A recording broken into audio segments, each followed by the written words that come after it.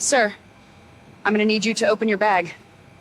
Why me? Why me? A passenger reported a missing item. Understand that. What I'm asking is, why me specifically?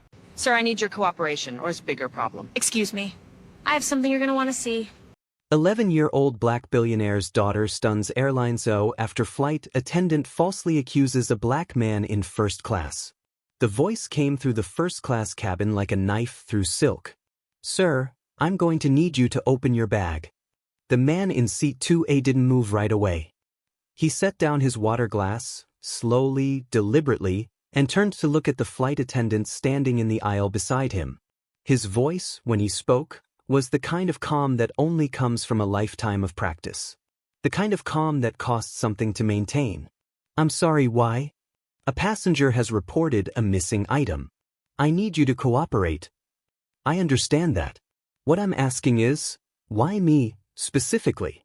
The flight attendant's chin lifted slightly.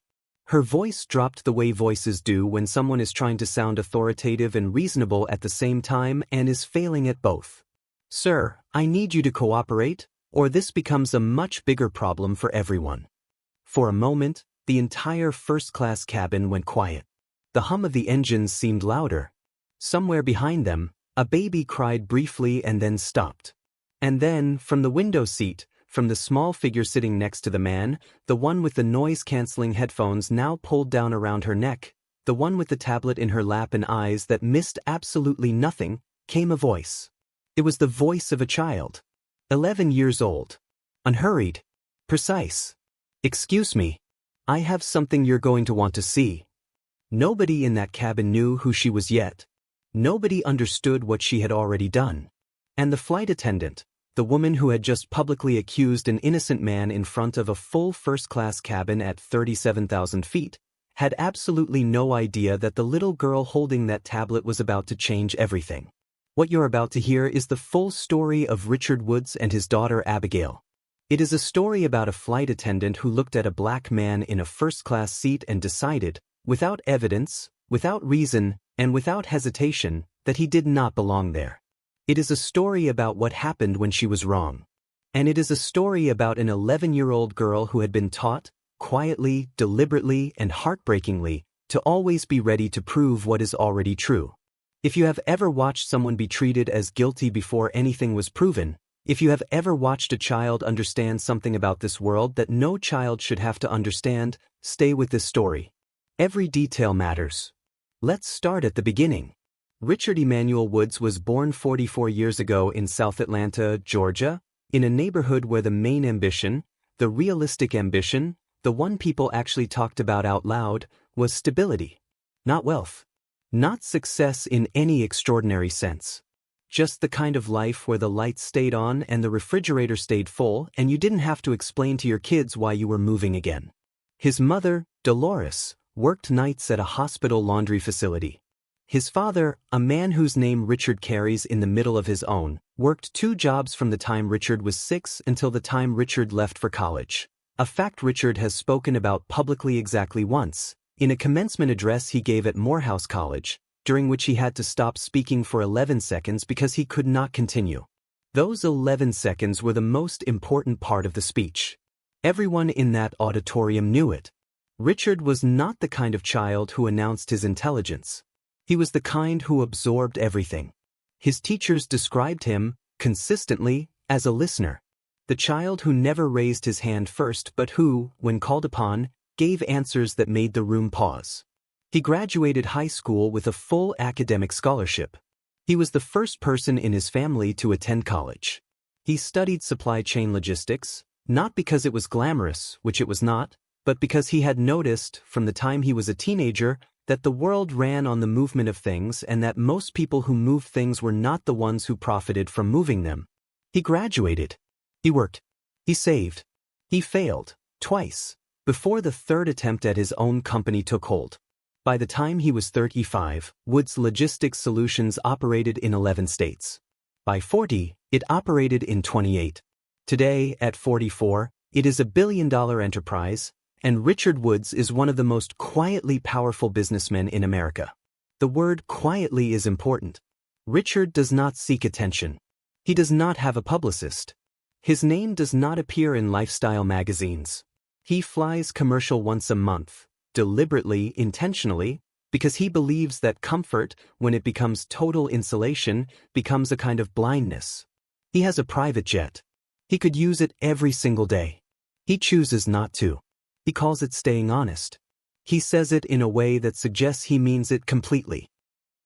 On the day this story takes place, Richard Woods was flying from Atlanta to New York on a Tuesday morning. He had a philanthropy board meeting, the Woods Family Foundation, which funds education programs across 7 southern states, scheduled for that afternoon. He was wearing a navy blazer over a white shirt. No tie. No jewelry except a simple watch that had belonged to his father. He was carrying a worn leather journal that he has used for the past 6 years and a small carry-on bag that he had owned for nearly a decade. He had booked 2 first-class seats. One for himself. One for his daughter. Abigail Christine Woods was 11 years old at the time of this flight, and if you are thinking that 11 is very young to be accompanying a parent to a philanthropy board meeting in New York City, you are thinking about a different kind of 11-year-old than Abigail Woods. Abigail had skipped 2 grades. Not because she was pushed, because she was bored, and because boredom, for Abigail, expressed itself not as distraction but as a kind of restless hunger that her teachers recognized immediately and her father recognized even before that. She had been reading financial news since she was 8. Not because Richard forced her to. Because she had picked up one of his newspapers, asked him what a supply chain was, and when he explained it, she had asked a follow-up question so precise that he had actually put down his coffee and looked at her properly for the first time in a long time, the way you look at someone when you suddenly understand you have been slightly underestimating them. She had been attending board meetings with her father since she was 8 years old. She sat in the corner. She said nothing. She watched everything. Richard would debrief with her afterward in the car, asking her what she noticed, who she thought was being honest, what she thought the real agenda of a particular agenda item was. She was almost always right. The board members who knew about it found it amusing. The ones who didn't know about it on the occasions they met her tended to become slightly self-conscious about what they had said. Abigail carried a tablet everywhere. It was loaded with her father's schedule, relevant documents for his meetings, financial news aggregators she had curated herself, and 3 books she was reading simultaneously, 2 of which were above the reading level of most adults. She wore noise-canceling headphones because she found most ambient noise unproductive, a word she had started using at age 9 and which her friends at school found alternately hilarious and impressive. She also had, on her tablet, a recording application. 1 tap to activate. No sound when it started. No visible indicator unless you knew exactly what to look for. She had downloaded it 2 years ago, after an incident at a hotel in Charlotte, North Carolina, where a front desk manager had questioned whether the reservation under her father's name was legitimate, had asked for supplementary identification that was not required by the hotel's own policy, and had spoken to Richard in a tone that Abigail described later, in a conversation with her father as, like he was a problem she was waiting to be rid of. Richard had handled it. They had stayed in the hotel. Nothing more had happened. But in the car the next morning, Richard had said something to Abigail that she had never forgotten. He had said, "In this world, baby, being right is not always enough. You have to be able to prove it. And the people who get to decide what counts as proof are not always the people who are on your side. So you document everything. Not because you're afraid. Because you're smart." She was 9 years old. She had downloaded the application that afternoon. The flight from Atlanta to New York was scheduled for 2 hours and 14 minutes. It was a Tuesday. The sky over Atlanta was clear and pale blue. The kind of morning that feels ordinary in every possible way, which is, of course, exactly how mornings that change things always begin. Richard and Abigail boarded early. First-class passengers always board first. That is the entire point of first class. They settled into seats 2A and 2B, Richard at the aisle, Abigail at the window, because Abigail had a specific and long-standing preference for window seats that Richard had long since stopped questioning. He ordered water from the flight attendant who greeted them. Abigail put on her headphones and opened her tablet without looking up. The rest of the first-class cabin filled around them. A white couple settled into seats 1A and 1B directly ahead. A businessman in a blue suit took the seat across the aisle in 1B. His name, the story would later make clear, was Gerald Fitch, and he would become important in ways he very much did not intend to. Several other passengers settled in around them. The cabin attendants moved through with practiced efficiency. And then there was Sandra Kowalski. Sandra was 51 years old and had been a flight attendant with the airline for 19 years. She was professional in the way that some people are professional, meaning she performed professionalism as a kind of surface beneath which other things moved. She had a way of smiling at some passengers that did not involve her eyes. She had a way of assessing a boarding cabin that the people being assessed rarely noticed. Abigail noticed. She had noticed before they even pushed back from the gate, the way Sandra's gaze had moved across the first-class cabin during the pre-flight checks, pausing for a fraction of a second too long on seat 2A, and then moving on in a way that suggested the pause had not actually ended. Abigail said nothing. She put her headphones on. She started reading. But she did not fully close the application on her tablet. It was peaceful. The flight climbed. The seatbelt sign went off. Richard opened his journal and wrote in it the way he always did in the first part of flights. A habit, a ritual, a form of thinking out loud on paper. Abigail read. The cabin settled into the particular quiet of early morning first class, that expensive, cushioned quiet that feels, for the people inside it, briefly like the world's complications have been left on the ground. It was exactly what Richard needed. It was ordinary. It was peaceful. And then Gerald Fitch pressed the call button. If you are finding this story as infuriating as it is important, this channel covers exactly these kinds of stories, the ones that demand to be told fully and honestly. Hit subscribe right now so you don't miss a single one. The button is right there. It takes 2 seconds. And it means that stories like this one reach more people who need to hear them.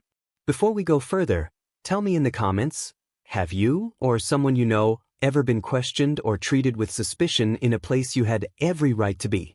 I want to hear your stories. Drop them below. Gerald Fitch pressed the call button with the casual confidence of a man who has pressed call buttons in first class many times and has never once considered whether he might be wrong about anything. He told Sandra Kowalski that his laptop bag, a black leather bag that he had placed in the overhead bin above his seat when he boarded, was no longer there. He had gone to retrieve it. It was gone. He was certain he had placed it there. He was certain someone had moved it. What happened in the next 4 minutes would define the rest of this story. Sandra did not look at the other overhead bins first. She did not ask the other passengers if they had seen anything. She did not review the boarding sequence in her mind and consider who had been near which bin at which time. She did not ask Gerald whether it was possible the bag had slid, or shifted, or been moved during pushback. She did not do any of the things that a thorough, unbiased, professional investigation of a missing item would begin with. She turned and walked directly to seat 2A.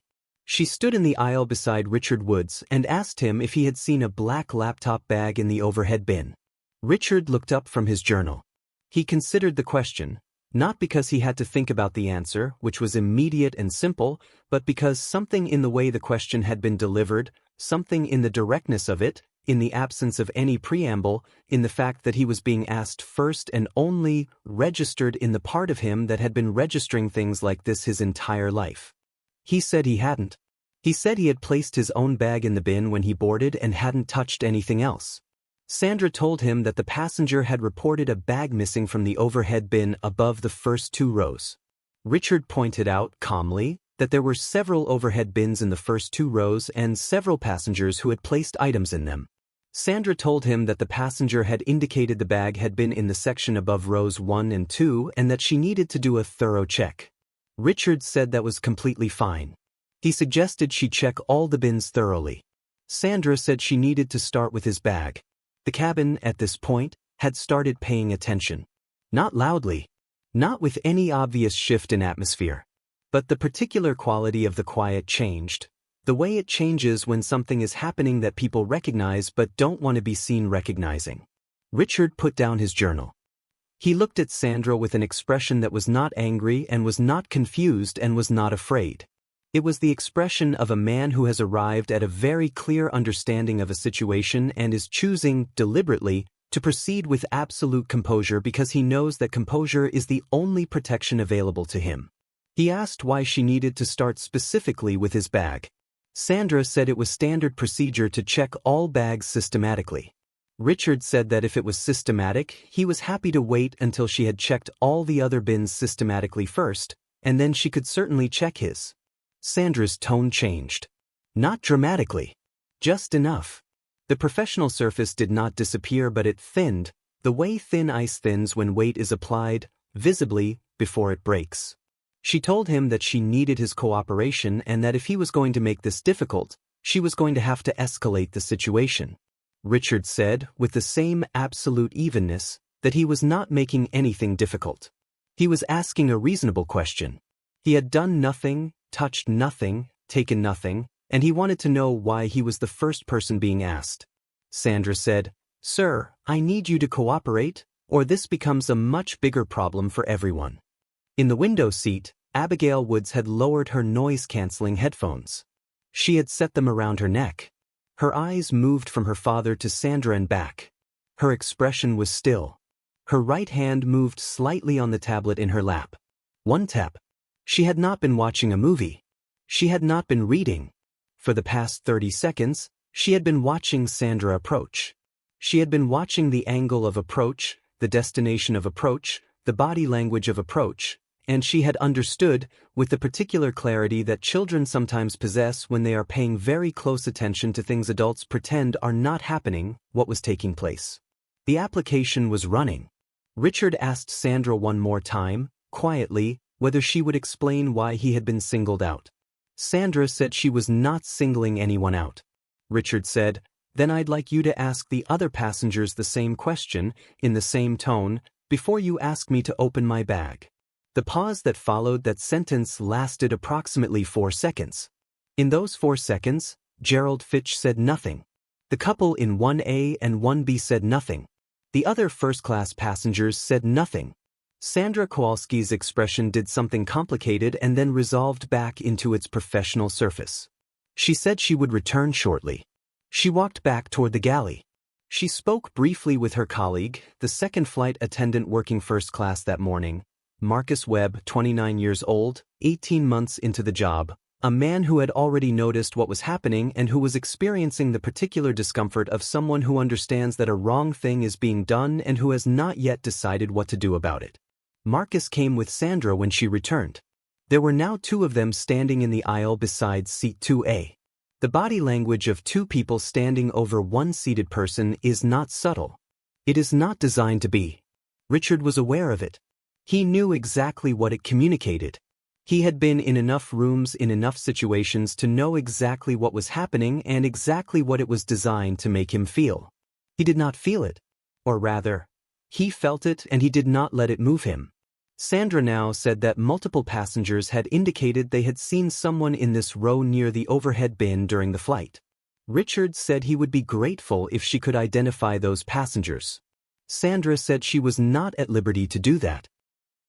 Richard said, gently, that he understood, and that he wanted to cooperate fully, and that he had his boarding documentation, his ticket receipt, and his identification available to show her. He reached into his jacket pocket and produced them. His boarding pass, first class, seat 2A, his name printed clearly. His ticket receipt, showing the full fare paid. His driver's license. Sandra looked at them. She did not pick them up.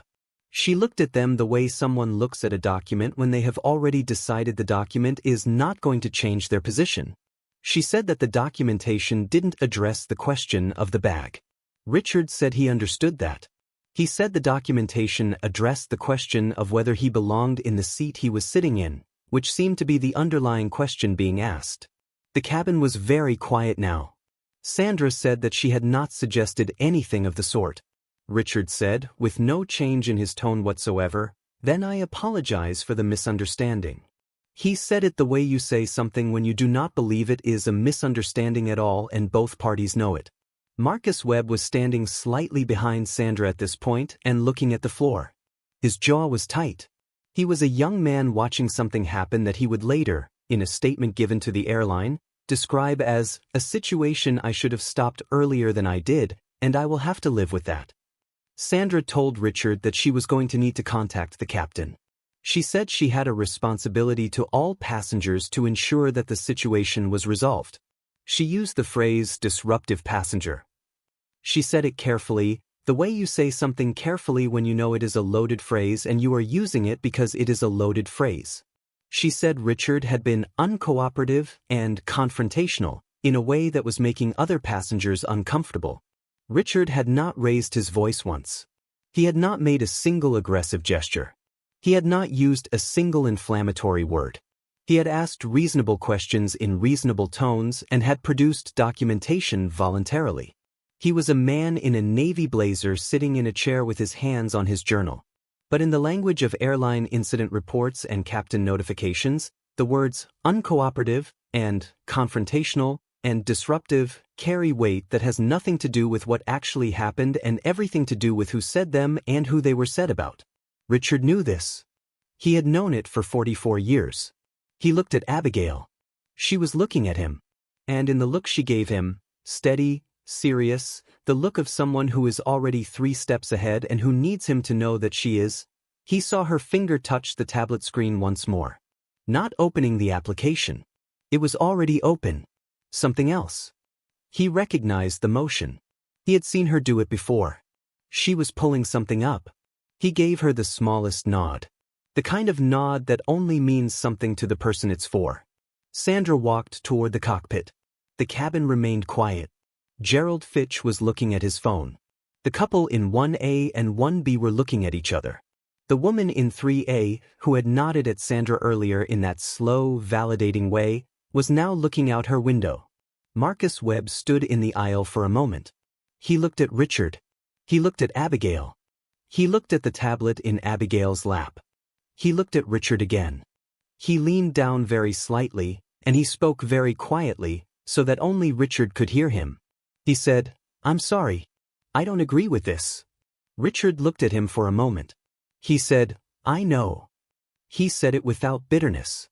He said it with the exhaustion of a man who has seen enough of both kinds of people to recognize them immediately and who reserves his energy for the ones who matter. And then something happened that neither Richard nor Marcus saw, because both of them were looking at each other. Gerald Fitch, in seat 1B, shifted in his seat. He leaned forward. He looked down at the floor in front of him. He reached down. He straightened up. In his hand was a black leather laptop bag. It had been under his seat the entire time. It had apparently slid forward during one of the minor turbulence bumps early in the flight, moved from the overhead bin where he had placed it.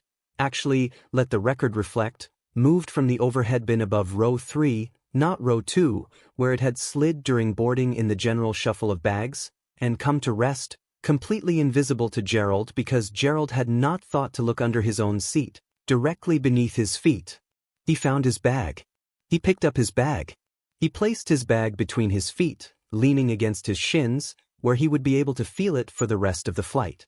He did not press the call button. He did not say anything to the passengers around him. He did not call out to Sandra, who was at that moment in the cockpit. He did not say anything to Marcus, who was 2 feet away. He did not tell Richard Woods that the reason this entire situation had occurred was now resolved. He settled back into his seat and returned to his phone. Abigail Woods saw every single second of it. Her tablet was angled at 43 degrees, resting naturally on her lap, the way a child rests a tablet when they're watching something on it, the camera invisible in its normality, and it captured Gerald Fitch finding his bag, recognizing his bag, and choosing silence in high definition. She did not react. She did not say anything. She sat with the particular patience of someone who understands that the right moment to play a card is not always the moment you acquire it. Sandra came back from the cockpit. With her was the announcement over the cabin intercom that the senior attendant was needed briefly, and then Sandra was moving back through the cabin, her posture carrying the authority of someone who has escalated and who believes escalation will resolve things in her favor. Behind her, moving with the quiet economy of someone who has navigated a great many difficult situations, came Captain Diane Osei. Captain Osei was 53 years old. She had been flying commercial aircraft for 26 years. She had captained transatlantic routes, had managed in-flight medical emergencies, had landed planes in conditions that would make most people's hands shake to read about. She was precise, composed, and possessed of the particular authority that comes not from volume or performance but from competence so deep it no longer needed to announce itself. She was also a black woman. And when she stepped into the first-class cabin and her eyes moved across the seats and settled on Richard Woods in seat 2A, a black man in a navy blazer with a journal in his lap and an expression of absolute controlled composure, something moved across her face. Not sympathy. Not recognition in a personal sense. Recognition of a situation. The recognition of someone who has seen this specific shape of thing before and who knows, before a single word is exchanged, exactly what kind of situation she has walked into. She stood at the front of the cabin and she said, in a voice that was professionally quiet and absolutely clear, that she was going to hear from everyone involved, and that she would like to start with the passenger in seat 2A. Sandra's chin came up slightly. She had expected the captain to begin with her account. Captain Osei looked at Sandra with an expression that communicated, with complete economy, that she was conducting this investigation in the order she had chosen. Richard Woods folded his hands in his lap and began to speak. If this story is making your blood boil, if you are sitting wherever you are right now feeling the specific frustration of watching someone be treated this way, you are not alone and you are in the right place. Subscribe to this channel. We tell these stories because they demand to be told, completely, without flinching. Hit that subscribe button. It keeps this work going. And I want to ask you something. At what moment in this story did you know exactly what Sandra was doing? Was it when she walked straight to Richard without checking any other bins? Was it when she used the word confrontational? Tell me in the comments exactly when you knew. Because I think we all knew. And that's important. Captain Diane Osei listened to Richard Woods the way a good investigator listens, without her expression giving anything away, without nodding, without any of the social affirmations that people use in conversation to signal agreement or sympathy. She listened the way you listen when you intend to use what you hear, and when Richard finished, she asked him 2 questions. The first question was whether he had touched any overhead bin other than the one directly above his own seat. He said he had not. The second question was whether he had any documentation establishing that he was a ticketed first-class passenger on this flight. He said he did, and he produced it again, boarding pass, ticket receipt, identification, and this time Captain Osei picked them up. She examined them. She handed them back. Then she asked Sandra for her account. Sandra's version of the events was delivered with the particular energy of someone who has convinced themselves of a narrative and is now performing it. She described Richard as having been evasive and aggressive in his responses, 2 words that, if Captain Osei's expression communicated anything at all in that moment, landed with all the credibility they deserved. She described Gerald Fitch's report as credible and immediate. She described her approach as procedurally correct and professionally executed. She used the phrase, "I was just doing my job," and she used it in the way that phrase is always used, as a closing argument rather than a defense. When Sandra finished, Captain Osei said nothing for a moment. Then she asked whether anyone else in the first-class cabin had anything to add. Abigail Woods raised her hand. She raised it the way you raise your hand in class, politely, formally, without drama. She was 11 years old and she was raising her hand to speak to a captain at 37,000 feet, and she did it with the composure of someone who has been in enough rooms with enough adults to know that how you present yourself in the first 3 seconds determines whether you get 30 seconds or 3 minutes. Captain Osei looked at her. Her expression shifted almost imperceptibly, the slight recalibration of someone who has just noticed that the situation contains more than it appeared to. She said, "Go ahead." Abigail said, "Captain, I have something you should see. I've been recording since before Sandra approached my father." The cabin's silence became a different kind of silence. Sandra said, "I'm sorry, what?" Abigail did not look at Sandra. She looked at Captain Osei. She held up the tablet. She said, "The recording starts when we were still boarding. It covers the overhead bins in rows 1 through 3 from the angle of this seat. I would like you to watch it, please." Captain Osei walked down the aisle to seat 2B. She stood beside Abigail's seat and looked at the tablet as Abigail navigated to the recording. What the footage showed was this. It showed Richard Woods boarding the aircraft, placing one bag, his bag, the worn carry-on, in the overhead bin directly above seat 2A. It showed him sitting down. It showed him doing nothing else. It showed the rest of the first-class cabin boarding around him. It showed Gerald Fitch boarding and placing a black leather laptop bag in the overhead bin above row 3, not row 2. Not the bin above his own seat. The bin one row behind. It showed the bin being closed. It showed a period of routine pre-flight activity. It showed the slight turbulence early in the flight, the kind you barely feel in first class but which is, on camera, visible as a subtle shift in the frame. And then it showed, with absolute clarity, the overhead bin above row 3 clicking open slightly from the pressure change and the black laptop bag, unlatched, sliding forward inside the bin, shifting, and, in the particular sequence of the aircraft's movement, sliding out of the bin above row 3 and into the gap between bins, eventually coming to rest, closed and unremarkable, in the area beneath the seats in row 1, under Gerald Fitch's seat, where Gerald Fitch had then found it, and said nothing. The recording also showed, in its final relevant sequence, Gerald Fitch finding the bag, recognizing it, placing it between his feet, and returning to his phone. Timestamp on the footage confirmed that this happened while Sandra was in the cockpit notifying the captain about a disruptive passenger. The bag had been found. The bag had never been stolen. The bag had not been touched by Richard Woods or anyone else. And the man who found it had chosen, actively and consciously, to say nothing. Captain Osei watched the entire footage without speaking. She watched it once. Then she asked Abigail to play the section showing Gerald finding the bag a second time. Abigail played it. The captain straightened up. She handed the tablet back to Abigail with a gesture that was small and careful, the gesture of someone who understands what they are handing back and to whom they are handing it. Then she turned to Sandra. What followed was not a scene of shouting or theatrical confrontation. Captain Osei did not raise her voice. She did not perform outrage. She did what people with genuine authority do. She stated facts in sequence, plainly, and allowed the facts to do the work. She said that the recording showed no evidence of any interference with the overhead bins by the passenger in seat 2A. She said the recording showed the missing item had been the result of the item sliding due to bin placement and aircraft movement. She said the recording showed that the passenger who reported the item missing had located it and chosen not to report that it had been found, at which point the situation should have been resolved.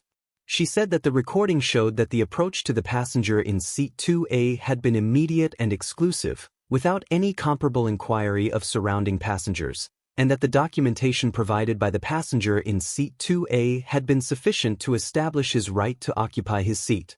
She said that Sandra had filed a report describing the passenger as disruptive and confrontational, and that the recording did not support that description. She said that she would be documenting this incident fully and that Sandra was to return to the galley and not interact further with the passengers in the first-class cabin for the remainder of the flight. Sandra said, "But I was sure." Captain Osei said, "Ma'am, the record does not support what you were sure of. There is a specific kind of silence that follows a sentence like that. It is not comfortable. It is not dramatic. It is the silence of something that cannot be unsaid settling into permanent record." Sandra's partner, the passenger in 1A, reached across and touched her arm. Sandra looked at the hand on her arm. She looked at Captain Osei. She looked, briefly, at Richard Woods, who was looking at her with an expression that was not triumphant and was not angry. It was the expression of a man who has been proven right about something he never wanted to be right about. Sandra walked back to the galley. Marcus Webb, standing at the back of the first-class section, exhaled audibly. Captain Osei turned to Gerald Fitch. She asked him, in the same flat professional tone, when he had located his bag. Gerald Fitch said he had just found it. Captain Osei said that the recording indicated otherwise, and that she would be noting his failure to report the recovery of the item in her incident documentation. Gerald Fitch said nothing further. Captain Osei turned to Richard Woods. She stood in the aisle beside his seat, and she said that she wanted to apologize to him on behalf of the airline for what had occurred. She said it without the bureaucratic cushioning that official apologies usually carry. She said it directly, person to person, and she said it with something in her voice that suggested the apology came from somewhere beyond her professional obligation. Richard thanked her. He said he appreciated it. Then Captain Osei did something that nobody in the cabin expected. She turned to Abigail. She crouched down. Not in the patronizing way adults sometimes crouch to talk to children, making themselves small as a performance. She crouched because she wanted to be at eye level, because she was speaking to someone she was taking seriously. She said something to Abigail quietly, so that only Abigail could hear it. What she said has never been publicly disclosed. Abigail has never repeated it. But those who later asked Abigail about that moment described her response the same way. A single nod, slow and solemn, and then, very briefly, before it was controlled and contained, the shimmer of something in her eyes that she did not let become a tear. Captain Osei straightened up. She returned to the cockpit. The flight continued. Marcus Webb brought Richard a fresh glass of water and a brief, genuine apology of his own. Richard accepted both. The cabin settled. Abigail put her headphones back on. She reopened her tablet. She did not, for the remainder of the flight, close the recording application. The plane landed at JFK at 10:47 in the morning. It was still a Tuesday. The sky over New York was gray and thin, the kind of gray that isn't dramatic, that doesn't suggest anything, that just is. Richard Woods sat for a moment after the seatbelt sign went off and the cabin erupted into the usual choreography of standing and reaching and shuffling. He sat with his hands on his journal and he looked at the page he had been writing on before Sandra Kowalski had stood in the aisle beside him, and he looked at the sentence he had been midway through, and he did not finish it. Abigail touched his arm. She didn't say anything. She just touched his arm. He looked at her. He put his hand over hers for a moment. Then he stood up, retrieved his bag from the overhead bin, and they walked off the plane together. Before we tell you what happened next, and what happened next is extraordinary, if you have been watching this story and feeling like this is exactly the kind of story that needs to be on your screen regularly, this channel is the place for it. Subscribe now. Not later. Right now. These stories reach people who need them only when you help them travel. Subscribe and share this video. And let me ask you this because I genuinely want to know. When Abigail handed that tablet to Captain Osei, what were you feeling? Relief? Anger that it was even necessary? Something more complicated than either of those? Tell me in the comments. These conversations matter.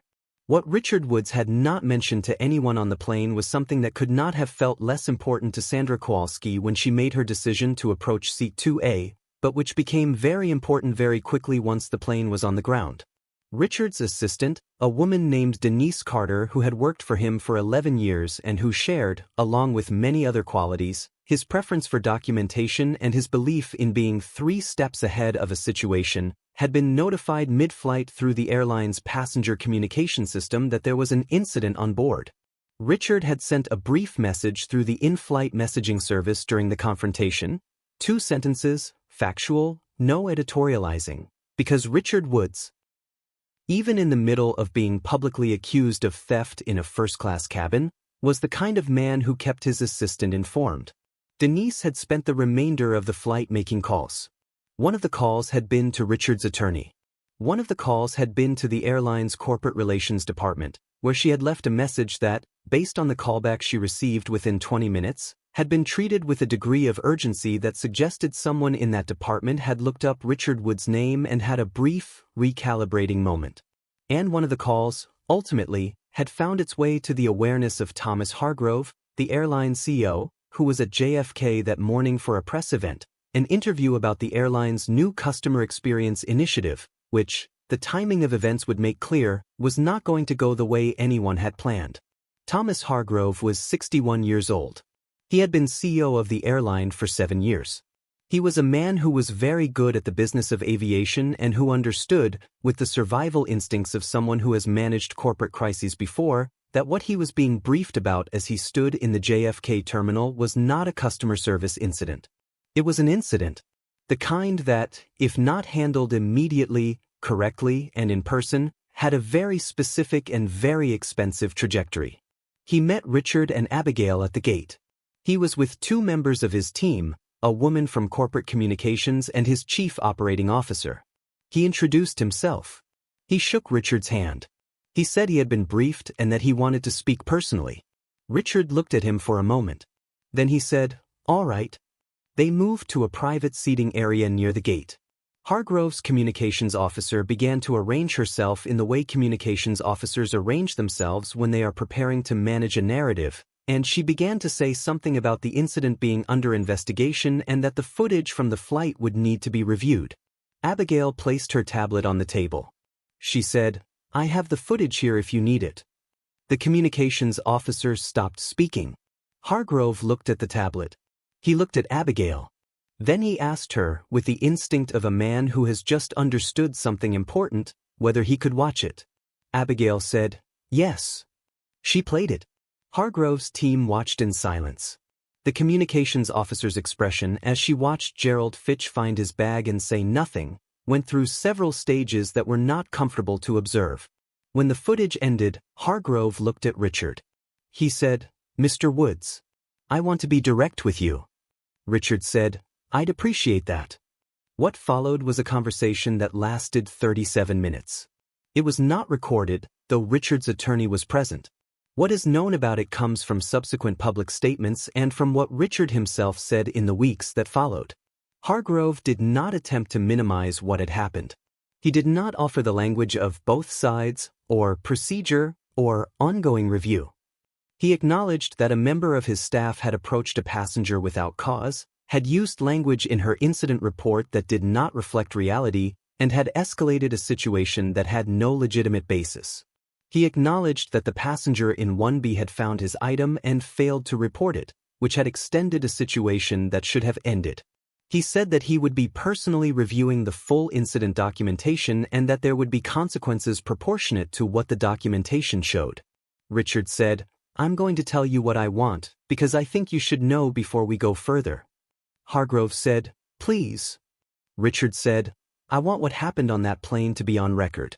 I want it documented thoroughly. I want the people involved to be held accountable through whatever your process is. I want that process to be real and not performative. And I want my daughter to understand that what she did this morning mattered." He paused. Then he said, "I'm not interested in a settlement. I'm not interested in a press release. I'm interested in whether you understand what actually happened on that plane and whether you intend to do something real about it." Hargrove said he did. He said he would. Sandra Kowalski was suspended pending investigation that afternoon. The suspension was confirmed internally before Hargrove left JFK. 2 days later, following the full review of Captain Osei's incident report, the recordings and statements from Marcus Webb and other crew members, Sandra Kowalski was terminated. The airline released an internal statement to staff. It did not name Sandra. It stated clearly that a crew member had been found to have treated a passenger in a manner inconsistent with the airline's values, had filed an incident report containing characterizations that were not supported by available evidence, and had been separated from the company. It stated that the airline was implementing additional training requirements and review processes for incident reporting. The external world found out about it not from the airline. Richards Foundation's social media account posted, the evening after the flight, a brief account of what had happened. 4 sentences. No embellishment. No music, no caption overlay, no editorial commentary. Just the facts, in plain language, followed by the link to the tablet footage, Abigail's footage, unedited, with the original timestamp visible. The account had 14,000 followers. It posted infrequently.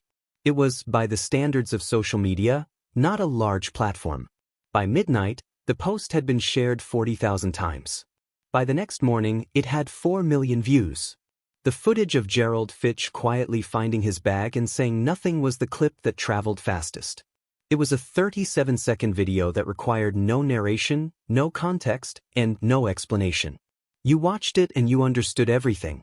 Sandra Kowalski was identified by the internet within 11 hours. Her employment history became public knowledge within 20. It emerged that she had been the subject of 2 prior passenger complaints, both dismissed administratively, neither resulting in any formal action. Both complaints, it emerged, had been filed by passengers who were Black. The documentation of those complaints, which had been handled internally and never publicly disclosed, was now being discussed in every major media outlet in the country. The airline's social media mentions increased by 8,000% in 48 hours. A hashtag appeared. Then another. Civil rights organizations issued statements. Commentators appeared on morning shows. Legal analysts discussed the implications of filing a false incident report against a passenger. And in the middle of all of it, in the center of this enormous, loud, sprawling storm of attention and outrage and commentary, the story the internet could not stop returning to was not Richard Woods, the billionaire, the self-made man, the wronged passenger. It was the 11-year-old girl with the tablet. The clip of Abigail raising her hand to speak to the captain circulated independently of the main footage. It was 11 seconds long. An 11-year-old girl, sitting in a first-class seat, raising her hand with complete composure and saying, without any hesitation, "Captain, I have something you should see." It was watched, separately from the full footage, 22 million times in the first week. People talked about her stillness. They talked about her preparation. They talked about the fact that a child had been ready for this, had been taught to be ready for this, and what that said. What it said about her father's wisdom and what it said about the world that made that wisdom necessary. She was 11, one widely shared post read. She had already learned what that means. Think about that. Richard gave one interview, 2 weeks after the incident. He sat across from a journalist he respected, and he spoke calmly and precisely about what had happened. When the journalist asked about Abigail, about how she had known to record, about what she had been thinking, Richard was quiet for a moment. He said, "I taught her to do it. I told her, when she was 9, that in this world, being right is not always enough. You have to be able to prove it." He paused. "I wish I hadn't needed to teach her that. I wish she could just be a kid on a plane." He did not elaborate. He didn't need to. Hargrove gave his own interview, in which he addressed the incident directly and announced the airline's new passenger advocacy initiative. He mentioned Richard's name with what appeared to be genuine respect. He did not mention Abigail by name, because Abigail was a child and her father had not given permission for her name to be used publicly. He did say, "A child reminded us of something important. That accountability requires evidence, and that evidence matters most when it belongs to someone with no power." He said it and he meant it, and it was the best sentence he said in the entire interview. But Richard Woods, watching it later on television, did not find it entirely satisfying.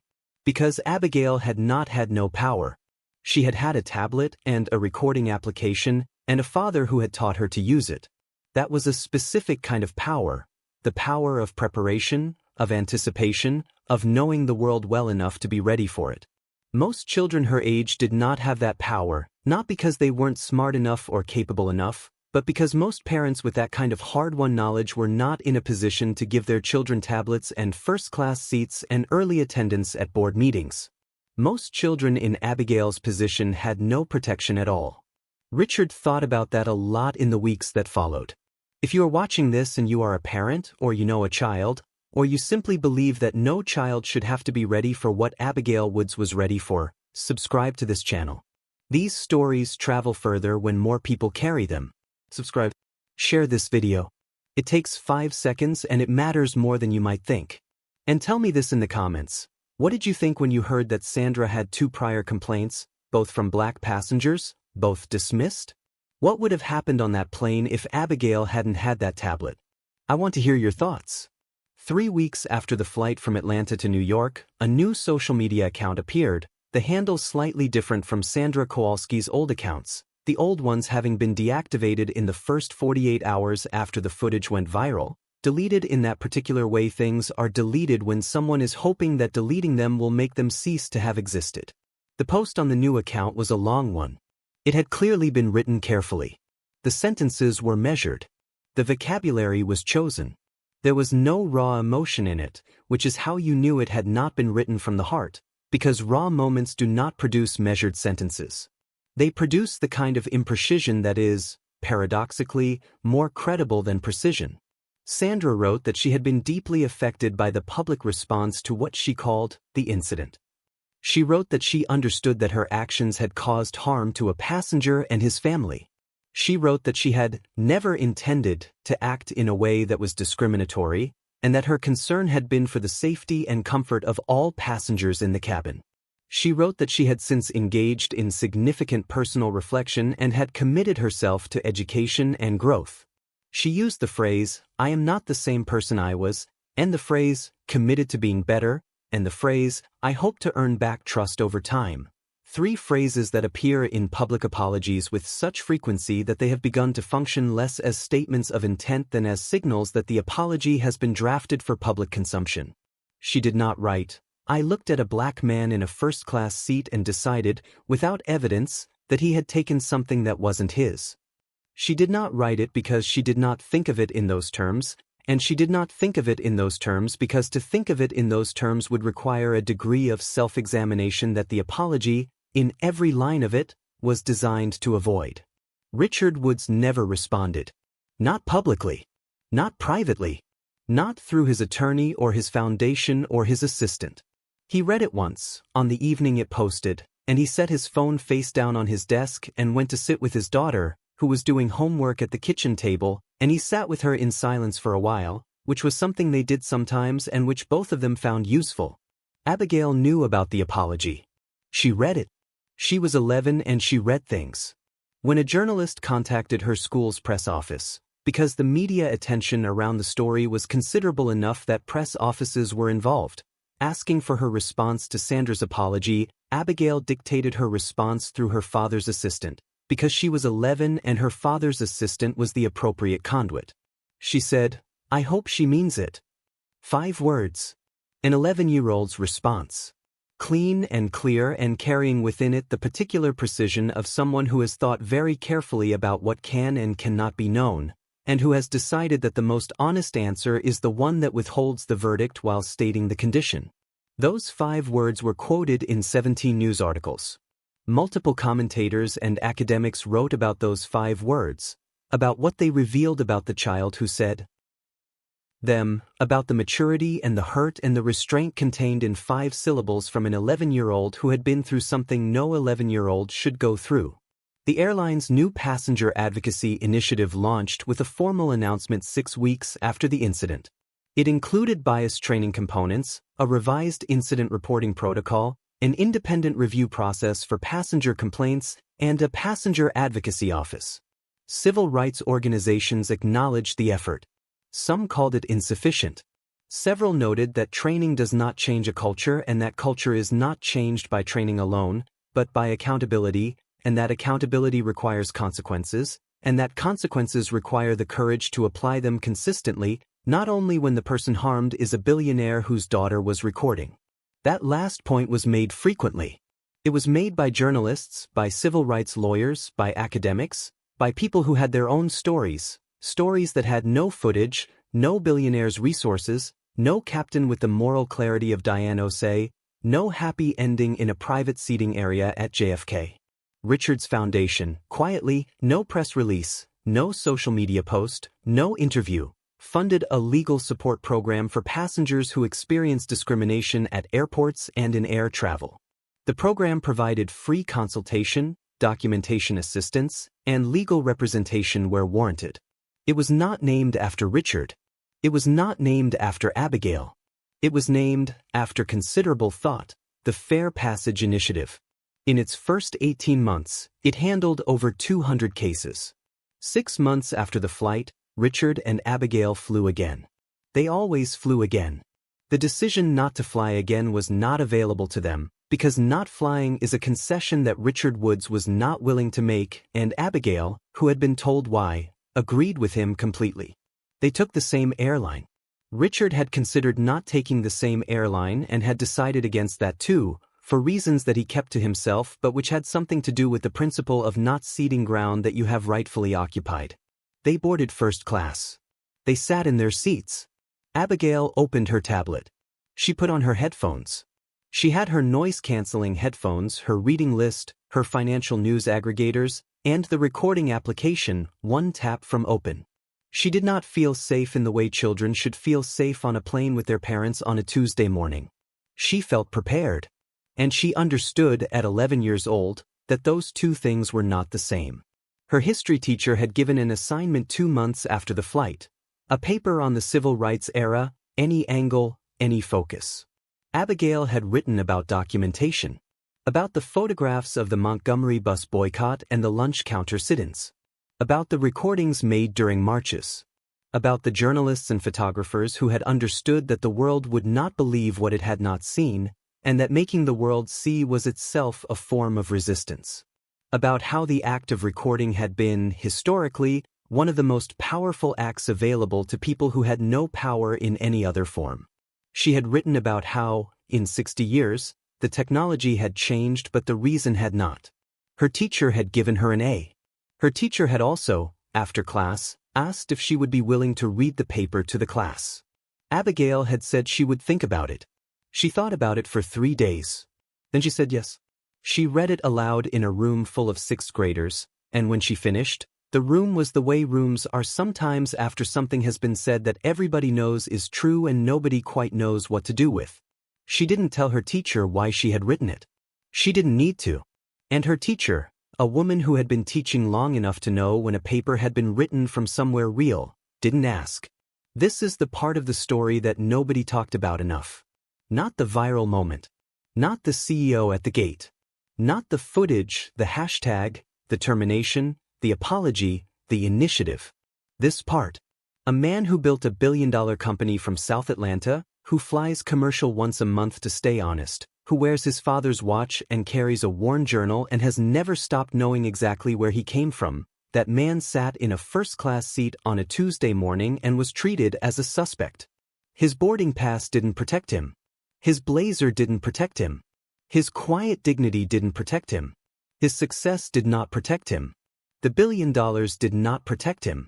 The only thing that shifted the outcome was a child who had been taught, quietly, carefully, heartbreakingly, to be ready. Sandra Kowalski looked at Richard Woods and she saw a black man in a first-class seat and she made an assumption, and the assumption was not about a laptop bag. The assumption was older than laptop bags. Older than airlines. Older than first class. It was the assumption that gets made in stores and in neighborhoods and in parking lots and in boardrooms and in 1,000 ordinary Tuesday mornings across the length and breadth of this country.